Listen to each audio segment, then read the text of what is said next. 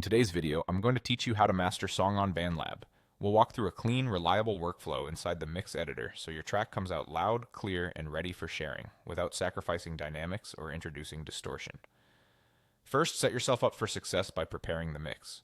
Mastering can't fix a messy balance, so make sure the kick, bass, melodies, and vocals sit well together.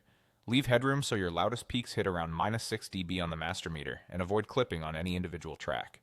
If you see red, pull levels down rather than pushing anything up. That space is what lets mastering tools work smoothly and transparently. Remember, the better the mix, the easier the master, and the fewer drastic moves you'll need later. Open your song in the mix editor and enable the master track at the bottom. Anything you place here will affect the entire song, which keeps your processing consistent from start to finish. Think of it as the final polish for your complete mix. Start with a limiter.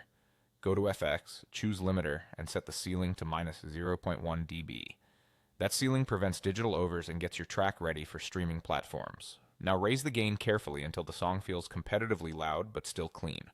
Watch the gain reduction meter and aim for a few decibels of reduction on the loudest sections. If you hear pumping or harshness, ease the gain back. Loudness is great, but clarity is greater. Next, apply EQ on the master track for subtle tone shaping. Small moves go a long way here. In the low end, around 20 to 100 Hz, trim any muddiness that builds up. In the low mids, roughly 200 to 500 Hz, a gentle cut can reduce boxiness and open your mix. In the high mids, about 2 to 5 kHz, a slight boost can add presence and vocal clarity. Up high, around 8 to 12 kHz, a touch of boost adds air and brightness. Keep boosts and cuts within about plus or minus 2 to 4 dB to preserve the natural character you already crafted. If you want extra glue, add light compression or multiband compression on the master. Use a threshold around -10 to -15 dB, a ratio between 1.5 to 1 and 2 to 1, an attack of 10 to 30 milliseconds, and a release of 50 to 150 milliseconds.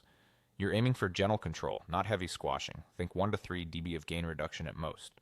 If using multiband, tame only what's misbehaving, especially the low mids. Finally, trust your ears. Level match your master to your unprocessed mix to judge improvements honestly, and take short breaks for fresh perspective.